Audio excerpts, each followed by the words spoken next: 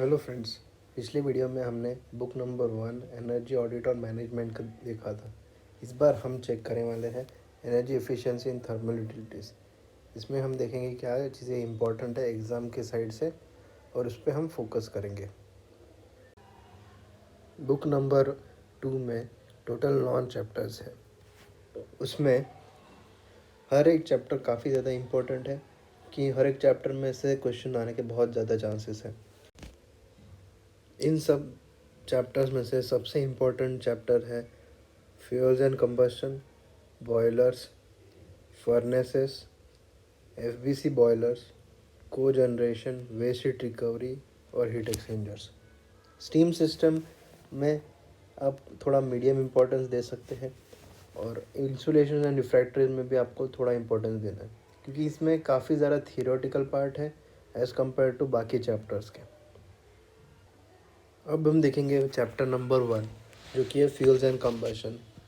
Fuels and combustion में काफ़ी ज़्यादा इम्पोर्टेंट है क्योंकि इसमें हमें जितने भी टाइप के फ्यूल्स हैं जैसे कि कोल, गैसियस, एग्रो रिलेटेड, ऑयल, ये सब फ्यूल्स के बारे में इम्पोर्टेंट दिया हुआ है। उसके साथ में उनके क्या काफ़ी ज़्यादा वैल्यूज़ है, जैसे प्रॉपर्टीज़ है, वैल्यूज़ है, वो सब को इम्पोर्टेंस है। वो सब बिल्कुल आएंगे 2 मार्क के क्वेश्चंस के लिए या ऑब्जेक्टिव्स के क्वेश्चन में लिए।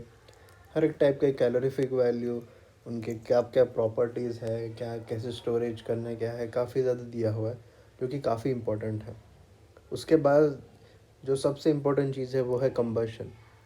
कंबशन में इसमें हमें दिया हुआ है कि एक पर्टिकुलर फ्यूल को कंबस्ट करने के लिए आपको क्या कितना एयर सप्लाई करना पड़ता है और कैसे कंबशन हुआ होता है हर एक टाइप का फ्यूल में। उसमें 3 जो इम्पोर्टेंट है वो है ऑयल, गैस और कोल। तो इन तीनों का कंबशन प्रोसेस में आपको क्वेश्चन बिल्कुल आएंगे, आइदर ऑब्जेक्टिव्स में 2 मार्क के क्वेश्चन में या कभी कभी 4 मार्क के क्वेश्चन में भी। तो हमें इनको बिल्कुल नहीं छोड़ना है। उसके बाद कुछ सिंपल चीज़ें हैं जैसे कि ड्राफ्ट सिस्टम है। उसके बाद कंबशन कंट्रोल्स है, ये भी काफ़ी इम्पोर्टेंट है। इसमें आप ये थियोरेटिकल ज़्यादा है मगर ये आने के चांसेस ज़्यादा है इसके।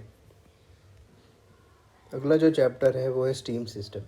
स्टीम सिस्टम में ब्रीफ में बताएं तो उसमें दिया हुआ है कि एक स्टीम का डिस्ट्रीब्यूशन सिस्टम और उसका एंड यूज़ कैसे होता है, उसमें क्या यूज़ होता है, क्या क्या चीज़ें होती है, जैसे उसके पाइपलाइन हो गया, उसका इंसुलेशन हो गया, उसकी लेंथ हो गई, उसमें थर्मोडायनामिक ट्रैप्स आ गए, सिलेक्शन क्या है, ये सब चीज़ें उसमें दिए हुए हैं।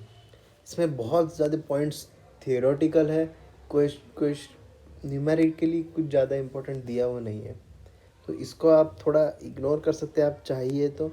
मगर मैं रिकमेंड करता हूँ कि थोड़ा उसमें जो इम्पोर्टेंट पॉइंट्स है जैसे कि properties of steam, steam distribution, उसके बाद में proper selection and operation and maintenance of steam traps, performance assessment of steam traps और एफिशिएंट सिस्टम यूटिलाइजेशन, ये 5 पॉइंट आप करिएगा क्योंकि इन 5 पॉइंट में से एक ना एक पॉइंट तो आने ही वाला है जो कि 2 मार्क के लिए भी आ सकता है या फिर 4 मार्क के लिए क्वेश्चन में भी आ सकता है। तो बिल्कुल इसको छोड़ना नहीं है, कंपलसरी इतने सारे पॉइंट्स तो करने ही है।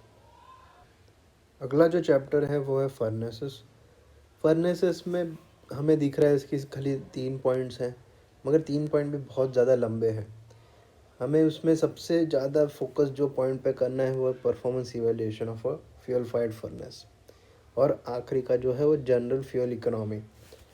तो ये 2 पॉइंट में आपको 10 मार्क के लिए भी क्वेश्चन आ सकता है। इसमें एफिशिएंसी निकालने के लिए, हीट मास बैलेंस करने के लिए क्वेश्चन बिल्कुल आने के चांसेस है और जो आखिरी बुक है उसमें भी क्वेश्चन आ सकता है। तो इसको बिल्कुल नहीं छोड़ना है, इसको कंपलसरी इतने 2 पॉइंट तो करने ही है। न्यूमेरिकल भी आ सकते हैं, थियोरेटिकल क्वेश्चन भी आ सकते हैं। तो फर्नेस और बॉयलर्स बिल्कुल नहीं छोड़ना है। अगला जो चैप्टर है वो है इंसुलेशन और रिफ्रैक्टरीज। इसमें बहुत सारे पॉइंट्स दिए हुए हैं जो कि काफ़ी ज़्यादा थियोरेटिकल भी हैं मगर इसमें कुछ न्यूमेरिकल्स भी है जो आने के चांसेस हैं, जैसे कि कैलकुलेशन ऑफ इंसुलेशन थिकनेस और simplified formula for heat loss calculation. इनके ऊपर पॉइंट एक ऑब्जेक्टिव्स के लिए क्वेश्चन आ सकता है या फिर 2 मार्क के लिए क्वेश्चन आ सकता है। तो इनको करना है। उसके बाद में कुछ इन्होंने रिफ्रैक्टरीज दी हुई है, उनके प्रॉपर्टीज़ दी हुई है। तो इसमें क्वेश्चन ऐसे आ सकते हैं कि इस टेम्परेचर के लिए कौन सा रिफ्रैक्टरी ज़्यादा इंपॉर्टेंट है। तो हमें टेम्परेचर और उसका जो रिफ्रैक्टरी है, रिलेटेड रिफ्रैक्टरी, उसको याद करना है। थियोरेटिकल है पूरा, तो थोड़ा सा प्रॉब्लम आ सकता है, मगर इसको करना ज़रूरी है। उसके बाद में जो इम्पोर्टेंट पॉइंट है वो है heat losses from furnace walls, जो कि न्यूमेरिकल भी है और थियोरेटिकल भी है। तो न्यूमेरिकल है तो हमें करना है, इसको छोड़ना भी नहीं है। उसके बाद इन सब पॉइंट्स के बाद अगर आप देखोगे तो एक अलग पॉइंट है, वो है economic thickness of insulation. Economic thickness of insulation काफ़ी ज़्यादा लंबा है और बहुत ज़्यादा कॉम्प्लिकेटेड है। इसमें न्यूमेरिकल आने के चांसेस बिल्कुल कम है, क्योंकि अगर आया तो भी वो फोर्थ बुक में आने के आएगा, क्योंकि बहुत ज़्यादा फार्मूलाज है उसमें। मुझे नहीं लगता कि उसमें सेकंड बुक में आएगा, मगर इसका डेफिनेशन बिल्कुल आएगा। तो इतने पॉइंट आपको इंसुलेशन रिफ्रैक्टरीज में करना ही है, बिल्कुल नहीं छोड़ना है इसको। अगला जो चैप्टर है वो है एफबीसी बॉयलर्स। एफबीसी बॉयलर्स भी काफ़ी ज़्यादा थियोरेटिकल है, मगर थियोरेटिकल के साथ में इम्पोर्टेंट बहुत ज़्यादा है, क्योंकि आजकल की जो टेक्नोलॉजी है वो ज़्यादा फोकस रहती है एफबीसी बॉयलर्स पे, क्योंकि उनके काफ़ी सारे एडवांटेजेस हैं। इन सब पे क्वेश्चन आया हुआ है, तो हमें उसमें मैकेनिज़्म पे ध्यान देना है। उसके टाइप्स क्या क्या है, 3 टाइप्स है, तो तीनों टाइप्स के ऊपर आएगा। उसके बाद हमें रेट्रोफिट करने के लिए क्या क्या चीज़ें करनी पड़ती हैं कन्वेंशनल बॉयलर्स के लिए, वो भी दिया हुआ है। और साथ में जो एडवांटेज जैसे मैंने बोला, और एप्लीकेशंस क्या क्या हैं उनके। तो ये 5 पॉइंट आपको करना पड़ेंगे।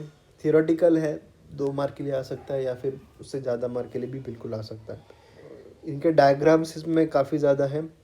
डायग्राम्स को प्रैक्टिस करना इंपॉर्टेंट है, क्योंकि डायग्राम्स आप 10 मार्क के लिए डायग्राम अगर आएगा तो आपको निकालना पड़ेगा और उसको एक्सप्लेन करना पड़ेगा। अगला जो चैप्टर है वो है को जनरेशन। को जनरेशन में आपको बहुत ज़्यादा इम्पोर्टेंट है, क्योंकि इसमें कैसा है कि मल्टीपल चीज़ें दी हुई है, जैसे कि मल्टीपल एप्लीकेशन है कोई एक सिस्टम का। जैसे इसमें रेफ्रिजरेशन भी है, उसमें बॉयलर भी आता है, उसमें वेस्ट हीट रिकवरी भी है। तो ये काफ़ी ज़्यादा इम्पोर्टेंट चैप्टर है। इस सेकंड बुक में हमें मोस्टली थियोरेटिकल दिया हुआ है, मगर इसके ऊपर जो फोर्थ बुक है उसमें न्यूमेरिकल के चांसेस बहुत ज़्यादा है। हमेशा ट्राई जनरेशन के ऊपर क्वेश्चन आने के चांसेस काफ़ी ज़्यादा है। 75% टाइम्स ट्राई जनरेशन पे क्वेश्चन आता है, कभी कभार नहीं आता है। आप पिछले बुक, फोर्थ बुक के पिछले पेपर्स देखेंगे तो आपको पता चल ही जाएगा। तो इसमें हमको जितने भी टाइप्स के को जनरेशन सिस्टम्स है वो सब पढ़ने। उसके बाद ये क्या क्या क्लासिफिकेशंस है, फैक्टर्स बहुत सारे हैं। फिर प्राइम मूवर्स में जो भी आपके टरबाइंस है, जो टाइप्स के टरबाइंस है, और जो भी आगे एप्लीकेशन है वो सब दिया हुआ है। उसमें एफिशिएंसी कैसे निकालनी है आपको, और उसका ही जो हीट रेट है, ट्राई जनरेशन, माइक्रो टरबाइन, जो मैंने बोला, इतने पॉइंट्स को आपको करना ही है। साथ में एक अलग पॉइंट है वो है रिलेटिव मेरिट्स ऑफ कोजनरेशन। वो एडवांटेजेस दिया है उसमें क्या क्या है कोजनरेशन सिस्टम्स के। तो इतने पॉइंट्स तो आपको करने हैं, क्योंकि ये फोर्थ बुक में भी आएगा। जो भी ऑडिटर्स के लिए भी एग्ज़ाम देने वाला है उनको ये पॉइंट, ये चैप्टर ये बिल्कुल करना पड़ेगा, क्योंकि बहुत हाई चांसेस है इसके ऊपर एक न्यूमेरिकल आने के 20 मार्क के लिए फोर्थ बुक में। और थियोरेटिकली तो काफ़ी इंपॉर्टेंट है ही, सेकंड बुक में आने के चांसेस है। अगला जो चैप्टर है वो waste heat recovery. Waste heat recovery जैसे मैंने बोला था 7 चैप्टर को जनरेशन उसी के रिलेटेड है। इसमें भी आपको क्वेश्चंस आएंगे, थियोरेटिकल भी आएंगे, न्यूमेरिकल भी आएंगे, और ये आपको ऑब्जेक्टिव्स में भी आ सकता है। तो बिल्कुल ये वेस्ट रिकवरी को छोड़ना नहीं है। इसमें जो भी बेनिफिट्स दिए हुए हैं उनको करना है।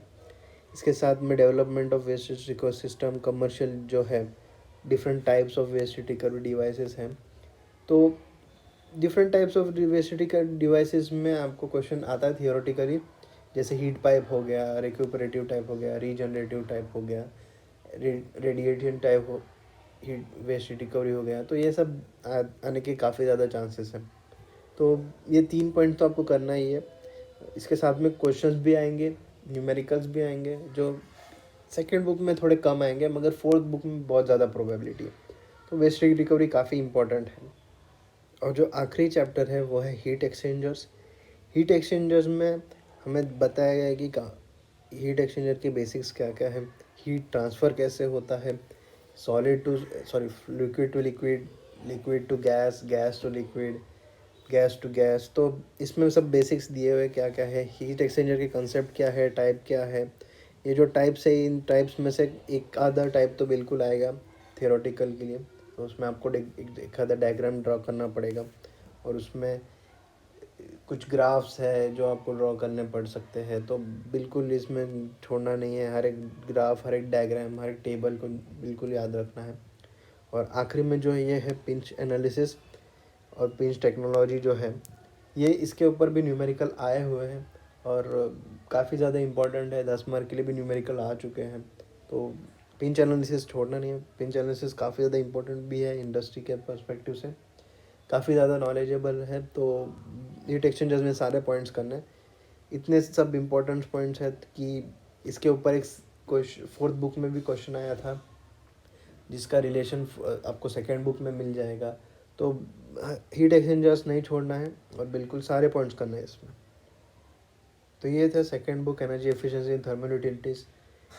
ये बुक काफ़ी ज़्यादा टफ हो सकता है इलेक्ट्रिकल वालों के लिए, मगर मैकेनिकल वालों के लिए भी ये टफ हो सकता है, क्योंकि इसमें कुछ ऐसे चीज़ें हैं जो हमें 10th 11th 12th के बेसिक फिज़िक्स में से भी आए हुए हैं।